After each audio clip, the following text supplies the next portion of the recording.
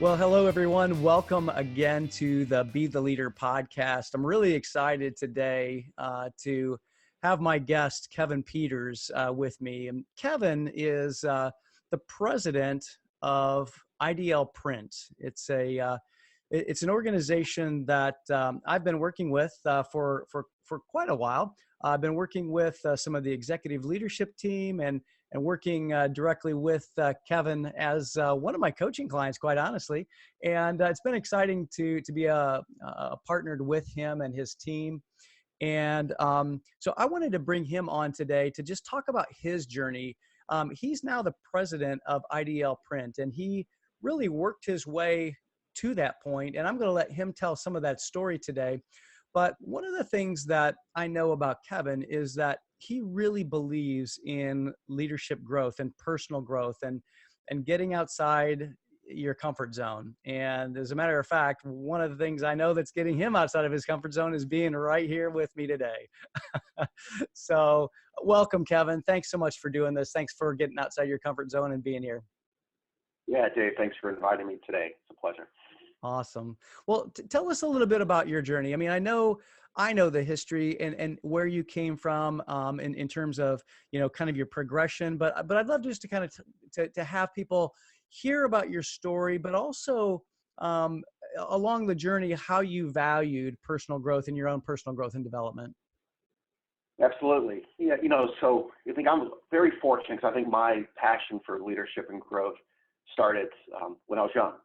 So I was exposed through my parents to just the concept of self-growth and leadership development, really becoming the best version of yourself. And I remember even in kind of that high school age going to seminars where I was able to hear speakers like John Maxwell and Zig Ziglar and Charlie Tremendous Jones and Lou Holtz. Yeah. And I was, in that very early age of my formation, I became passionate about the concept of leadership, even before, maybe the phase was so significant in our business industry. So back in those days, I would pop in cassette tapes and just listen as a high school student on personal growth.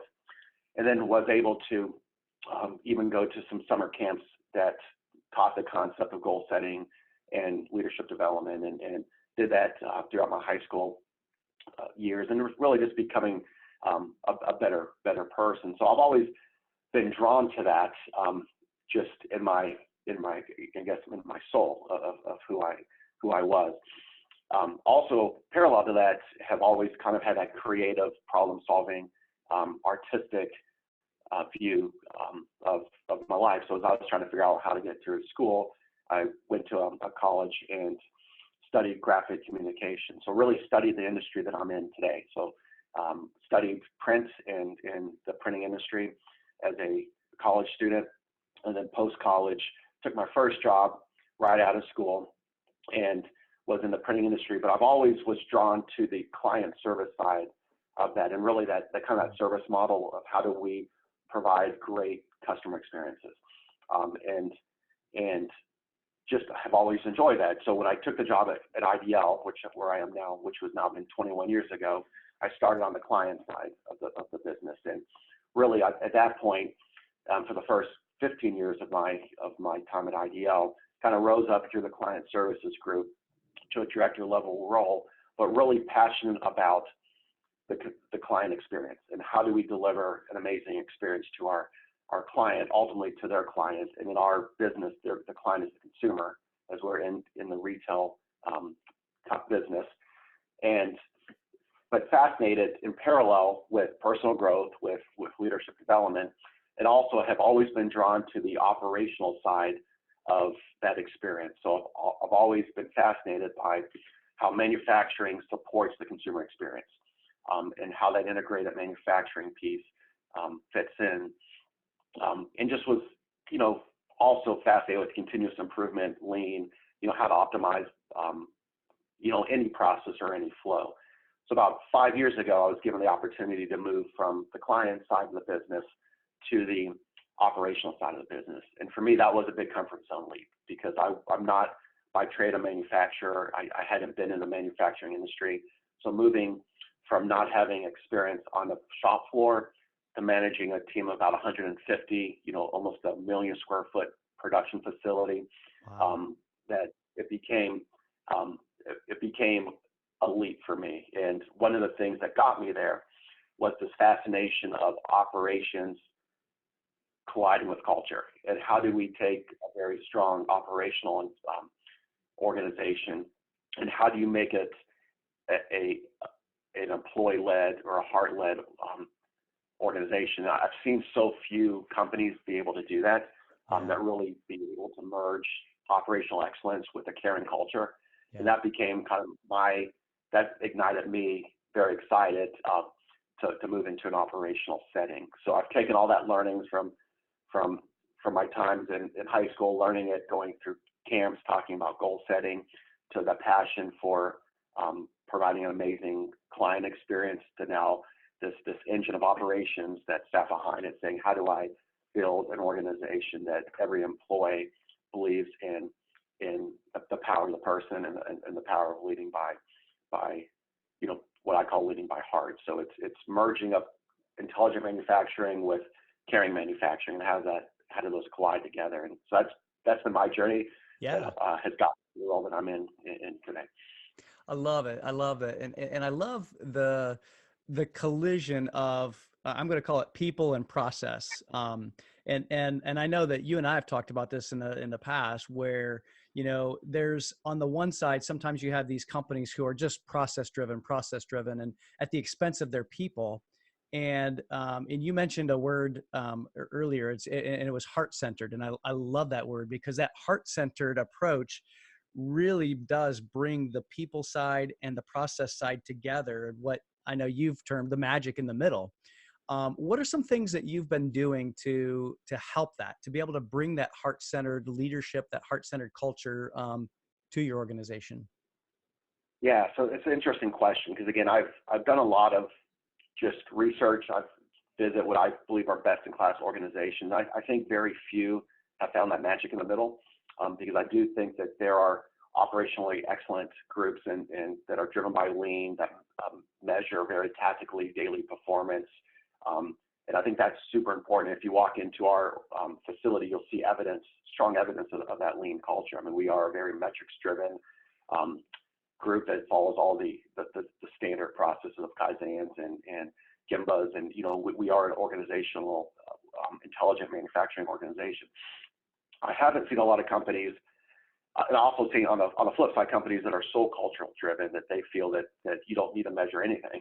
That if I just take care of the person, then things will happen, and they don't, and that I don't think works as well. And so when it comes together, that says if you can be an organization that can not only drive improvement and find the efficiencies in a lean environment, especially in an operational setting, but that also at the same point cares for the people, it can be quite interesting. So some techniques that we've done here, and Dave, you've helped us with this, is really defining behaviors, right? So lean is very easy. You can create a metrics for your first pass yield, for your expedited freight cost, for your OEEs on your machine. You can go to a textbook, you could read that, you can implement those very easy into an operational setting. But what it misses is that people side. And so now we can start, and again, to the audience through Dave's help, is the fact that we now say, hey, being cognitively good at a certain skill set in a position is fine, but if you don't have the behaviors that support the vision and mission of the organization, then it's not fine. You can't set metrics, but be a bad person. Yeah. But you got to define what being a good person is, right? So we've used behavioral based examples of that. Is like what are those behaviors that define the soul of a person, and that's been really eye opening, and that's been a journey, right? So Sure. We've done that through a series of meetings, through and then creating what Dave calls rituals, to say now we got to reinforce those and build those into the part of our process. So in a normal lean environment, you would walk in and you would see startup meetings. We have those throughout our facility, and they're very driven toward metrics of the previous day's performance. Are we red or green, right? Do we hit or do we miss? If we missed, then, what actions are we taking? But now we've, in those same meetings, talk about behaviors. So we have a behavior of the week. And every week we say, hey, in addition to measuring the cognitive part of operational excellence, how are we driving that caring part of it? What's the behavior of the week? So this week's at IDL is focused on service. So we talked today about what does that mean? What does that mean to you? What does that mean to the metrics that we talked about on the board? How do we show that? One of the topics we talk about every morning is high fives. Who did something yesterday that we should give a high five to?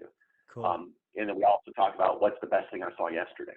Yeah. So what happened yesterday, and that's a really spontaneous topic. It's like, what did I see yesterday in the shop or in the organization that was amazing? And what it's become for us is not always a shop discussion.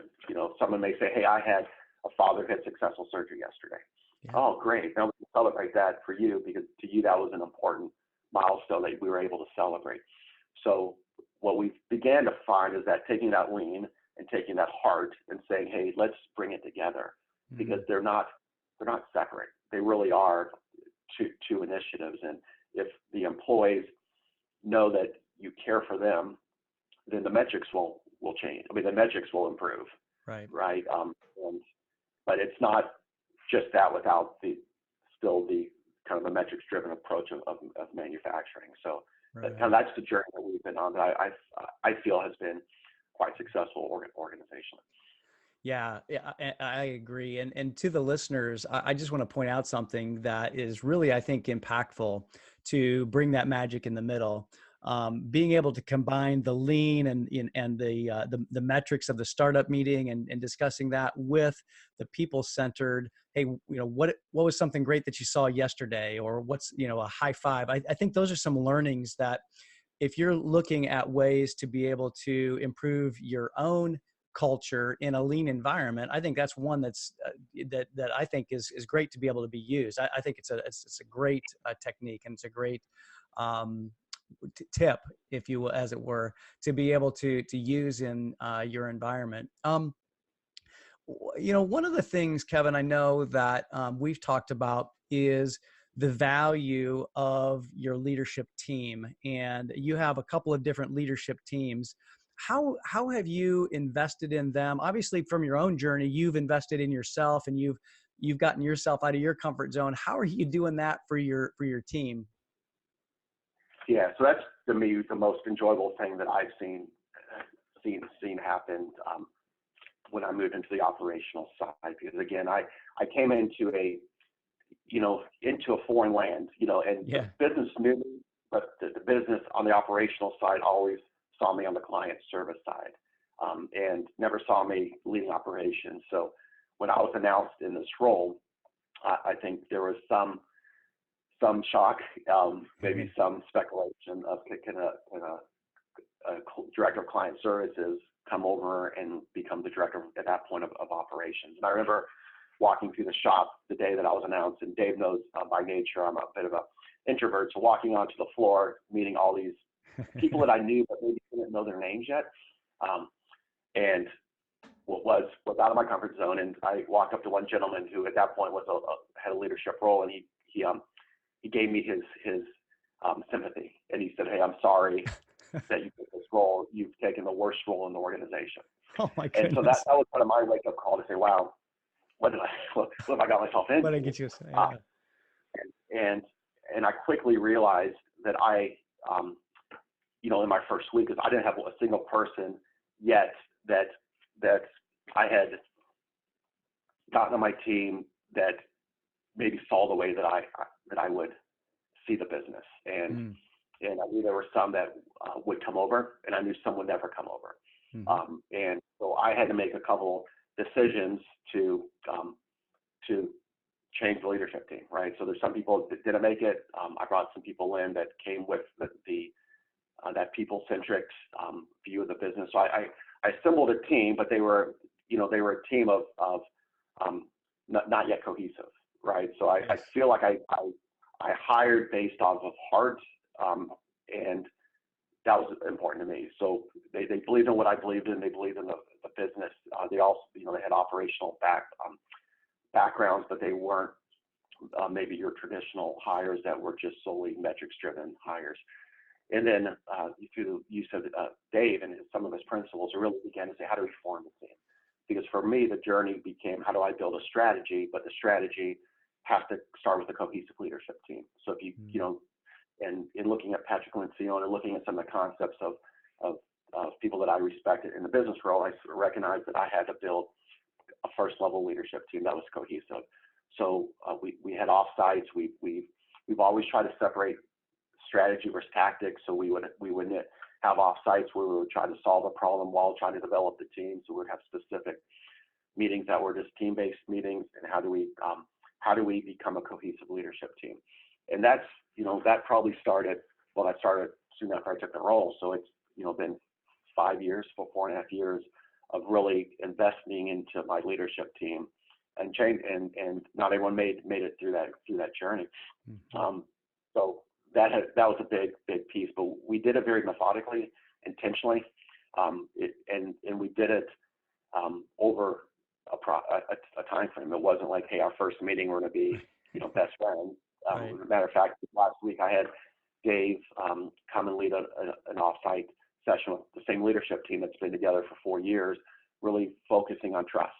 Mm-hmm. And we just dove deep into the topic of trust, and we talked about what that means. We talked about how we could improve that in that area. So it's been a journey. And so my first view was define the behaviors.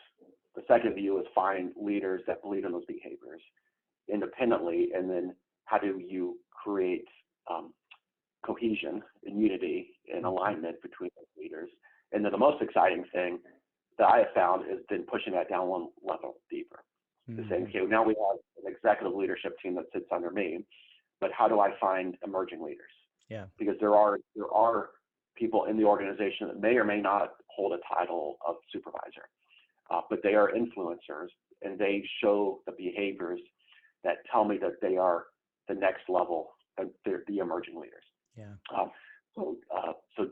So Dave and I crafted a process or an event for that, right? So we said, hey, let's invest in those next level leaders. So we found 10 IDL employees that we believe if we invest in, they will become better people. And it wasn't designed to drive improvement to the business.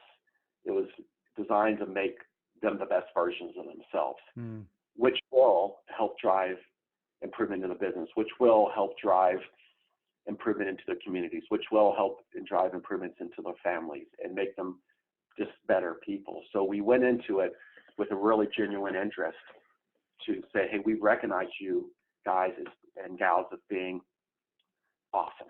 Yeah. And we're going to invest in you as being awesome. And we're not doing it to solve any business problem. Yeah. We're doing it to really draw the most out of you. And so then through their emerging leader in a circle, it just has become, for us, a three meeting per month investment. And Dave leads all three. One is IDL specific. The other two are designed to have other emerging leaders throughout the world attend these sessions.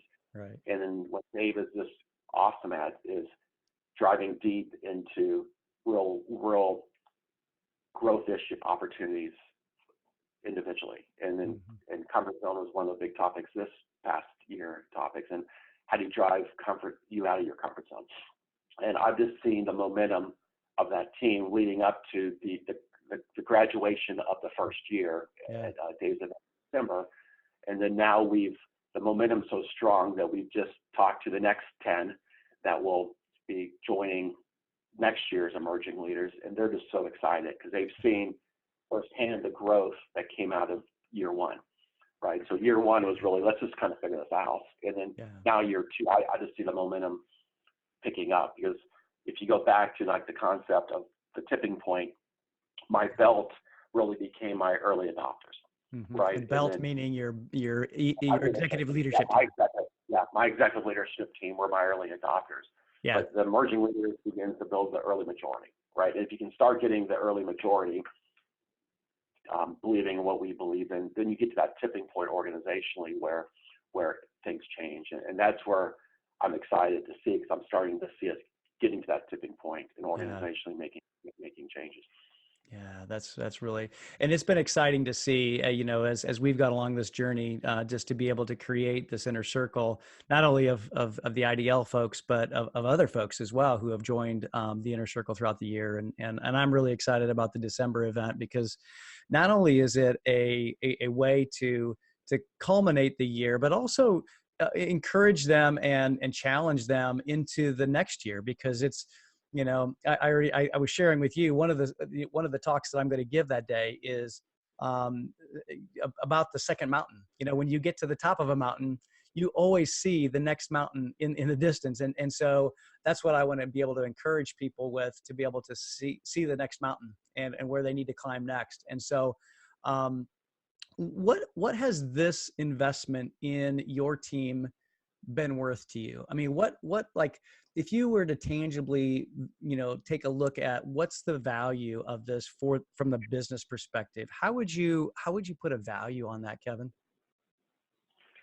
Right. So it's a great question. I think personally where I see the value is, I love, and this goes back to kind of my passion starting even in high school and understanding that, I just love the concept of driving the self-worth of an individual. That's why I was drawn to the client side, because I just wanted to provide that value to someone and actually see that person smile. I mean, I went to one client that we had won several years ago, and the first time I met her, I shook her hand, and as I was in the lobby after that handshake, another supplier, vendor of hers showed up and gave her a hug. And I said, hey, my job is to get that hug, right? So I need to turn a handshake into a hug.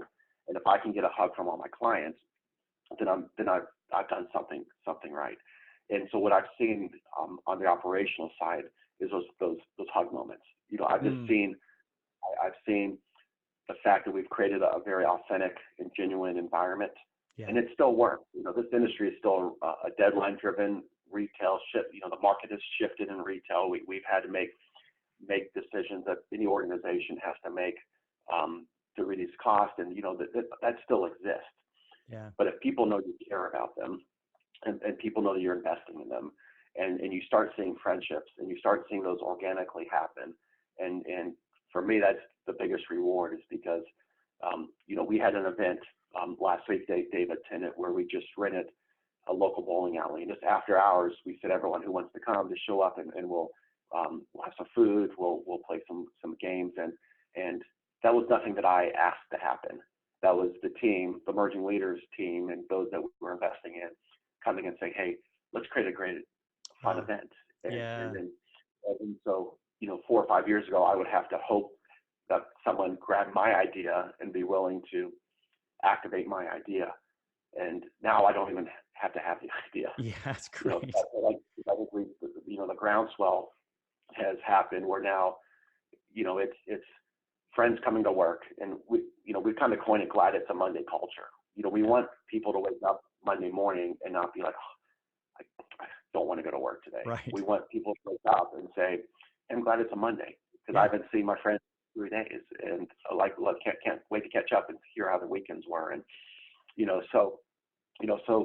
watching the team self-create Instagram feeds and doing Facebooks, and having events like we had last week, and today there's an event downstairs where I guess it's Kindness Day, and there's a celebration of Fred Rogers, and nice. Everyone has cardigans on, and they have potlucks, and again, we still had our meeting morning, we still have deliverables to do today, we still have to meet the client demand, but we're doing it in a way that's, I think, fun. Yeah.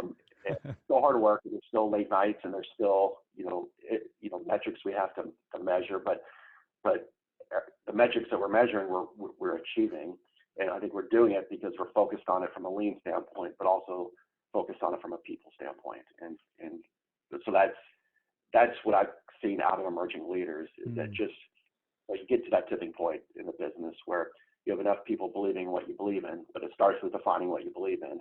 Yeah. And then Dave has been super helpful in figuring out how to get us down to defining what we believe in. and creating those habits within the business. What's the what's the future then? What, as I know we talked about the next cohort or the next leadership team that's going to go through the emerging leader process, and I'm extremely excited about that.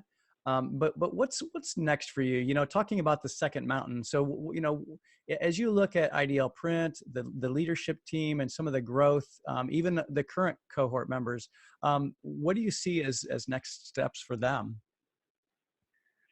I think there's certainly a business next step, and it's kind of how do you continue to reinvent who you are as a business? Because again, IDL and the company that I help run, one of our divisions, is a very retail focused business. I mean, we produce product that ends up in retail and helps interact between consumer and product.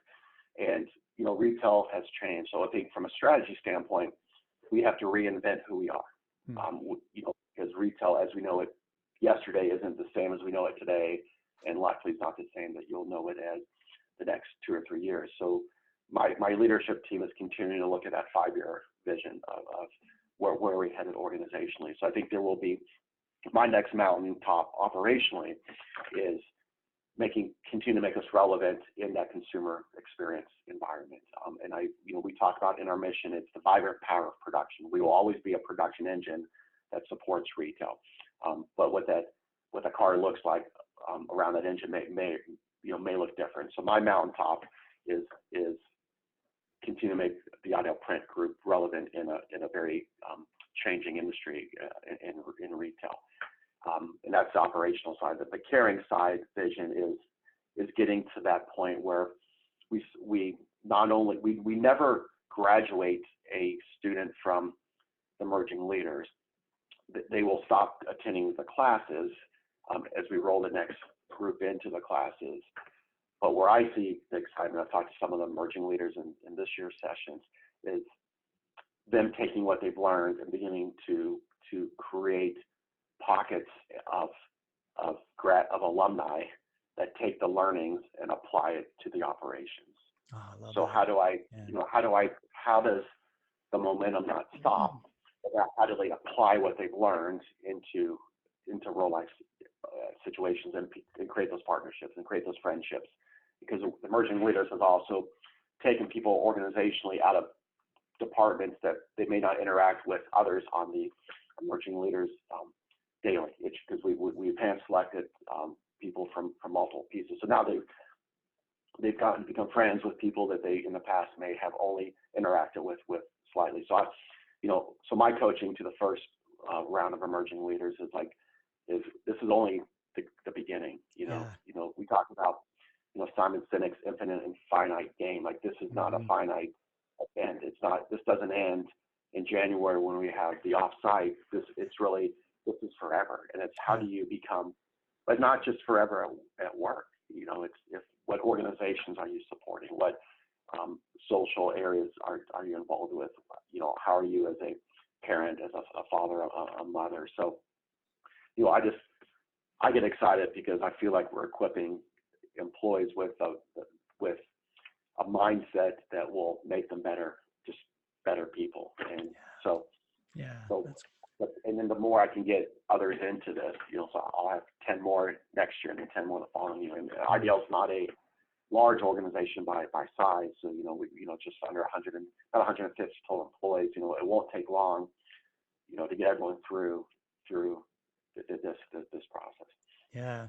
Well, and one of the things you mentioned that I think is really important, especially for those listening, is change. You're in an environment that's constantly changing, and you have to continually reinvent yourself. You talked about continually reinventing yourself and reinventing who you are in the industry. And I think that is something that, and I call it future-proofing an organization, because to the extent that we can help our people continue to improve, continue to adapt, continue to get outside their comfort zone and bust through those terror barriers that are holding them back into their comfort zone, that's going to be our best advantage in the marketplace. And so it sounds to me like you're really taking this in a way that will future-proof the organization. Yeah, I mean, I think one of them, the hardest parts I find of my position is that I see the furthest out. And so I see where risk sits. I see where, that there's pressures from corporate, and I see all of that. And the closer I get to the shop floor employee, they're really looking at, hey, what has to be done today? Sure.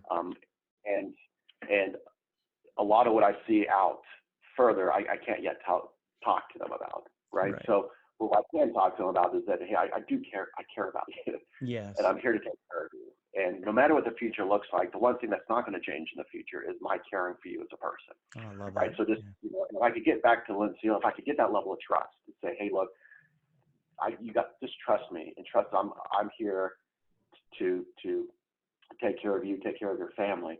Like, things will change. And again, like we've seen it in this business in the last 36 months. Like, retail has made some massive shifts, and we see it through store closings. We've seen it through some of our biggest brands moving some of their spend away from mass manufacturing to more social-based activity. And so, we've had to make some hard decisions. So, every day at IDL isn't a perfect day. We still have to drive profits that are expected in this type of business. So, and so decisions can be seen as being not employee-based, until the employees believe that you care about them, and those decisions are made because you are seeing that next mountain, and your employees may still be climbing the first mountain, right? So, yeah, so it goes back to, if it's only a metrics-driven performance or a lean-based environment, it's going to be looked upon as a cost-driven environment, and that all you're doing is you're trying to drive costs out of the business. And if you change that paradigm and say it's not, we don't call it lean manufacturing, we call it intelligent manufacturing. Like, we're not going to remove waste, we're going to remove frustration. Oh, that's great. And safety can be safety, like, hey, don't trip on that cord, but it also could be, I'm going to create a safe environment that you can come in and feel as though you can bring up an issue that you see, and you'll be safe in that environment. It can be powerful, right? And that's absolutely. And that's what David mentioned earlier, that kind of magic in the middle, because we're not a we sit in that middle, and we're not there yet. I mean, for us, I feel like we're just on our first mountaintop. Yeah. And I'm like, oh, finally got there. But it's a great view, right? Great view, and I was like, wait, that next mountain is really tall, and I gotta stand and get back on the next mountain. So it's but that's what makes my Gladys of Monday piece, like, because I get up and I now have a leadership team that I'm excited about. We've driven the next level leaders down to emerging leaders. We have round 2 group coming when we'll have like almost 25 employees with percentage-wise a high percentage of our population, and so I'm excited about the future. Although I do think that the next mountain is really high. I'm excited for today's talk. Yeah. Well, and I know we're getting kind of towards the end of our time here. I'd love to just kind of, as we wrap up, what would you say to another president of a company who is really, perhaps they're in that lean journey, and how would you get them to become intelligent in their manufacturing and swing that process in the middle? I mean, is there some advice that you would give to them? Well, certainly I think who they've surrounded themselves on the leadership team is important. And I think they have to first define the behaviors that are important to drive to the mission. I think, and hold and be super convicted on those behaviors, and don't accept anything outside of what you expect on those behaviors. And even if that means making some decisions, I found at IDL that you have, as a leader, I had to make some tough decisions on those behaviors, but also once the leader behaviors are defined, many leaders just self-selected out because they now understood what we stood for, and so that leadership that your executive team needs to be 100% bought into vision, mission, and behaviors. And I also think my other advice is recognize it's a journey, and it doesn't happen overnight. And so for me, I was fortunate to have my boss be willing to allow this journey to I mean, in our case, take a couple of years. Like Yeah. it's been very methodical, intentional. I won't use the word scripted, but it was certain events at certain times with certain milestones. I mean, it really became, this strategic planning process became, a several year process.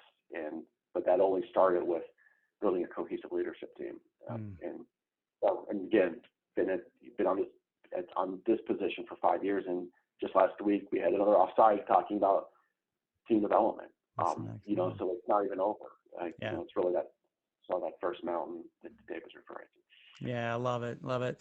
Well, Kevin, thank you so much. Not only has it been just a total pleasure to have you here, but as you know, I love our relationship. I love helping your team. And quite frankly, I'm excited about December 12th. So if you're watching this after December 12th, 2019, you missed it.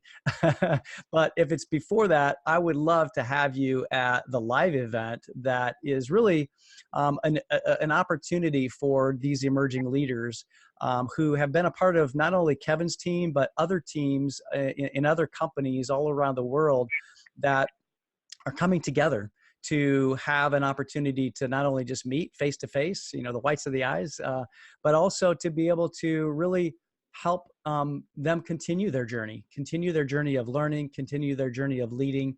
And so we would love to have you there. I'll drop a link in post-production underneath this to give you a link to how you can register, how you can find out more. It's going to be in the Pittsburgh region. Yes, it's December 12th. Yes, it's probably going to be cold, but you know what? Pittsburgh is awesome in December. There's some great things to do downtown.